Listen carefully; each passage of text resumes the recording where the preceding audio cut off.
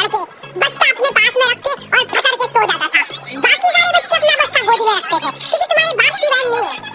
मतलब देने भी नहीं थी, पर मेरे ऊपर भैया जी को तरस आ जाता था कि बेचारा 5 बजे से आया है, तो वो सोने देते थे।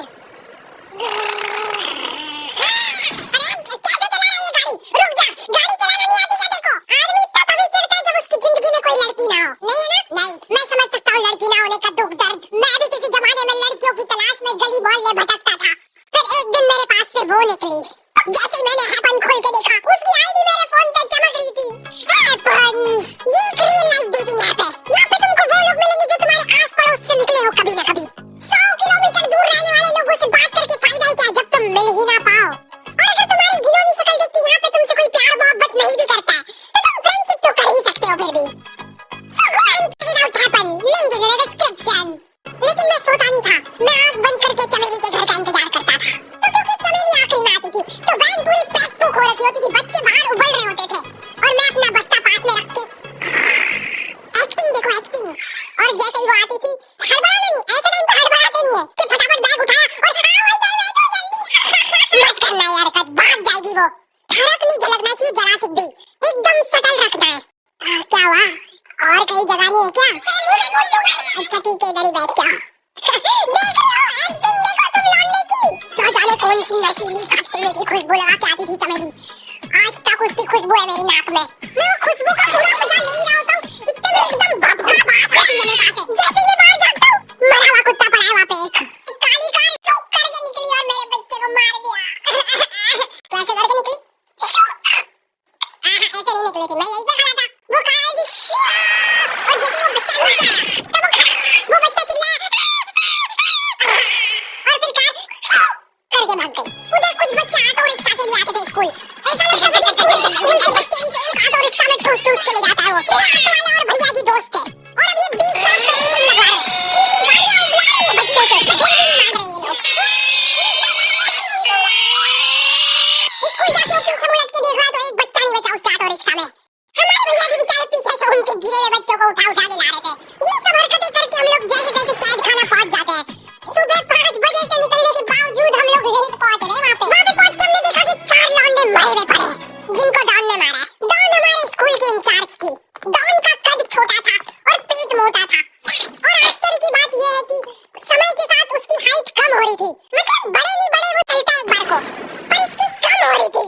डॉन बहुत स्ट्रगल करके कार से स्कूल आती थी खड़े होके, क्योंकि बैठ जाए तो उसको सामने की सड़क नहीं दिखती थी। वो अलग बात है, खड़े होके भी पूरा नहीं दिखता था। हर रोज 2-4 कुत्ते कुचलते हुए आती थी वो। फिर मेरे को समझ आया कि रास्ते में जो कुत्ते दिखे थे वो डॉन इस कैद खाने में छत पे बैठी रहती थी स्नाइपर लेके। कोई भी कैदी कुछ गलत गतिविधि करता हुआ दिखता था तो वहीं पे मैडम इनकी लाश का क्या करना है? अरे ये तो आपको पता ही है। जम्मू दीदी रावटी खून वून साफ करो। जम्मू दीदी बुलेट से स्कूल आते थे और ये अफवाह फैली हुई थी पूरे स्कूल में कि उनके घर पे मर्सिडीज भी है। लेकिन जम्मू दीदी हम्बल रहना पसंद करते हैं। ऐसा कहा जाता था कि ये स्कूल ऑन पेपर जम्मू दीदी के नाम पे ही है, पर वो हम्बल रहने के लिए यहाँ पे झाड़ू पोछा लगाती है। वैसे मैडम इन्होंने कहा क्या था? गैर कानूनी पेन फाइट का सट्टा खेलते थे ये लोग क्लास में। उससे मेरे को प्रॉब्लम नहीं है, मेरे को क्यों नहीं? हमारी क्लास में पेन फाइट का सट्टा चलता था। हमारे इधर जो लौंडा पेन फाइट में जीतता था, सामने वाले का पेन उसका हो जाता था। कुछ बच्चे अपना सब कुछ गांव पे लगा देते थे और कर्जे में डूब जाते थे। फिर भी वो लोग हार नहीं मानते थे और अपने दोस्त से पेन उधार लेके खेलते थे और वापस हार जाते थे। तो क्लास में कुछ बच्चों के पास पोटला भर के पेन पड़े और कुछ बच्चों के पास पेन ही नहीं है। पेन इस कैद खाने की करेंसी थी, जिसके पास जितने महंगे पेन वो उतना रईस। यहाँ पे ब्लैक में पेन इधर उधर होते थे। नॉर्मल लोगों के पास होते थे 5 रुपए वाले जीसी जेल, जो कि तुम एक पन्ने पे लिखोगे तो पीछे 10 पन्ने तक छप जाएगा। और उनसे भी गरीबी लोग होते थे जो 3 रुपए वाला यूज एंड थ्रो लेके आते थे और उससे भी उनकी अच्छी राइटिंग आ जाती थी। बहुत चिढ़ मचती थी यार मेरे को उनसे। और कुछ चुनिंदा रईस लोग होते थे जिनके पास होता था ट्राइमैक्स। हर बच्चे का सपना होता था कि उसके पास एक ट्राइमैक्स हो, साथ में आसपास 2-4 लड़कियां हो। प्लीज मेरे को यहाँ पे ऑटोग्राफ दे दो। ये लो ट्राइमैक्स की इनकी ट्राइमैक्स क्या बात कर रही है? एकदम रईस लोग ही अफोर्ड कर पाते थे ट्राइमैक्स। वो बाबड़े भी एक-एक अक्षर लिख के रिफिल खोल के देखते थे। खाली हो रही है तो एक बार एक रईस बच्चे का ट्राइमैक्स चोरी हो गया। पूरे स्कूल में हाउ मच गई थी।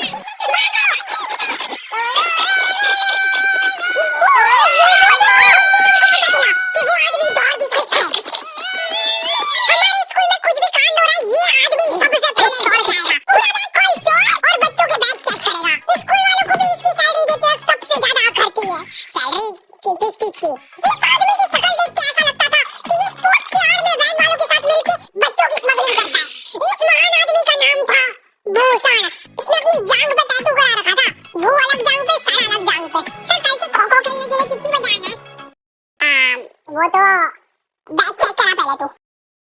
इन्होंने पूरे कैद खाने की कैदियों को लाइन से खड़ा कर दिया। वैन हमारी क्लास के बच्चे का घुमा है और पूरे स्कूल में ढूंढ रहे हैं लोग। आखिर में पता चलता है कि वो बच्चा घर पे भूल के आ गया था उसका पेन। सॉरी बेटा, एक पेड़ में मूत देना।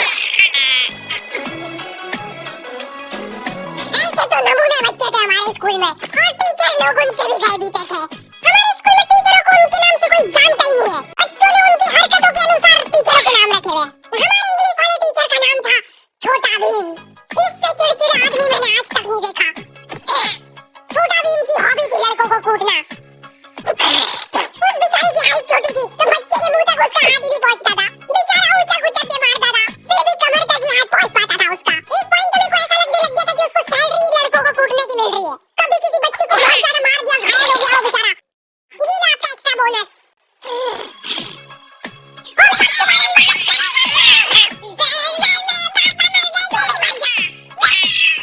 ये लो। अरे वाह, नहीं चल रही, सांस तो नहीं चल रही है। कंफर्म मर चुका है ये। ये लो आपका प्रमोशन हो गया है। लड़कियों से उसका अलग अटैचमेंट था। कौन सा परफ्यूम लगा के आई हो? सच बात दूर रहो। अरे मैं कुछ कर थोड़ी। भोली सी सूरत और आंखों में ठरक लेके स्कूल आ जाता था ये डेली।